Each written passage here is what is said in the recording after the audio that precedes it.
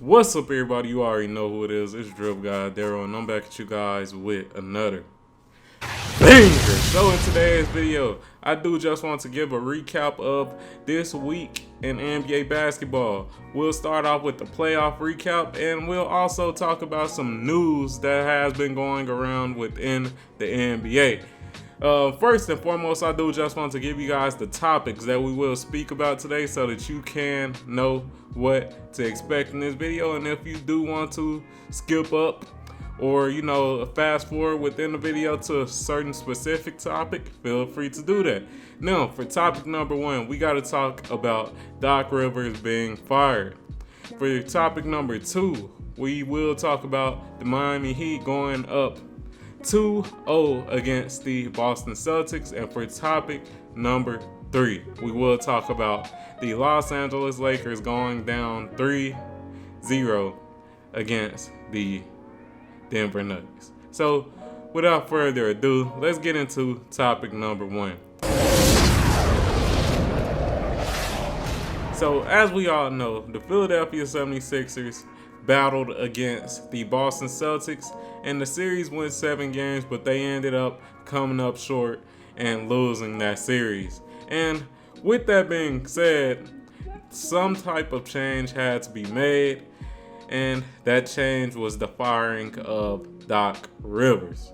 Now, how do I feel about this firing? I think it was warranted. I think it was about that time.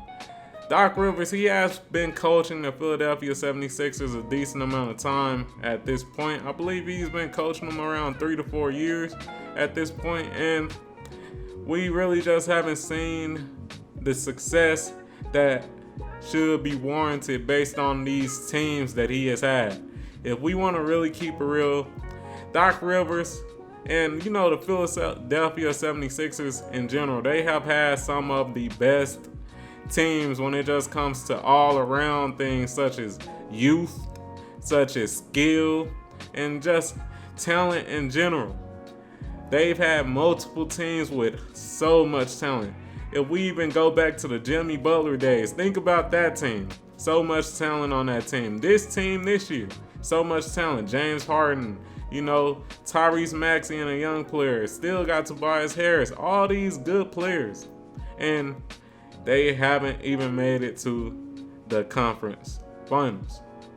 So, like I was saying, man, I feel like it was well warranted, and it's about time for a change. One thing I never really liked about Doc Rivers when it came to his coaching is that, as we know, as coaches, you are supposed to hold your players accountable, but with holding them accountable, you also have to hold yourself accountable and also give those players some type of knowledge or advice so that they can improve. And with Doc Rivers, he would hold those players accountable, but not also give that push, give that hope to that player. When the Ben Simmons situation happened, you heard him say that he doesn't think that Ben Simmons could be their future point guard. And at that point, it's like, you're not giving Ben Simmons any reason to try to get better if you're pretty much stating that he's not supposed to be here in a sense. You're pretty much saying that. And like I was saying, as a coach, me personally, I believe that a coach should hold their players accountable, but also provide some type of wisdom for that player to improve, and also put those players in positions to succeed. And this year, he didn't do that as well. And the reason I say that is because, man, it was plenty of times when it came to this playoff series where you would have no plays wrote up. The only play would be throw the ball to Joel in the post and hope for a miracle. And that game plan, it just wasn't working. And Doc Rivers, he never made the adjustment. He never made it. Like, we seen in this series that Joel Embiid was having a tough time trying to get past Al Horford. Al Horford was blocking some of Joel Embiid's shots and things of that nature. And when you have situations like that, you gotta put your player in a position to succeed. Also, with James Harden, it was a lot of just ISO ball when it came to James Harden. Him dribble, trying to pass up or, get that first up on that guard. And similar to my prediction, like I said, I expected the guards to struggle, and that's pretty much what they did. Another player that I would have liked to see some plays run for is Tyrese Maxey. Tyrese Maxey, he had a struggle of a series, and like I was saying, man, I just feel like they didn't really make too many adjustments offensively and defensively. Their game plan was too simple, man. I'm going to just keep it real. It was just too simple. It was throw the ball to Joel Embiid in the paint and hope for a miracle. If Joel Embiid can't get his step or power through Al Horford, throw it out to James Harden and hope for a step back three. That was literally down near their entire offensive scheme. So it definitely sucks, man. It definitely sucks, but I feel like this was a good thing. And I'm ready to see what the Philadelphia 76ers do next when it comes to the coaches, because there are a lot of good coaches out there. As we know, Monty Williams just got fired. Mike Budenholzer just got fired. So it should definitely be interesting to see which coach they end up picking up. Me personally, I would go with Monty Williams, but Mike Budenholzer, he could be interesting too, because one thing I have noticed is that Mike Budenholzer, he tends to develop those big players well, and he has put his bigs in positions to succeed in the past. So shout out to him, but it should definitely be interesting to see what coach they end up going with. But with that being said, let's move on to topic number 2. The Heat are up against the Boston Celtics 2-0. Now, am I surprised about this? No, not really. And the reason I'm not surprised about this is because of all the points that I made in my Miami Heat Boston Celtics breakdown. I pretty much explained in that breakdown that if Jimmy Butler is the best player in this series, then the Heat will more than likely win, and that's what it's been.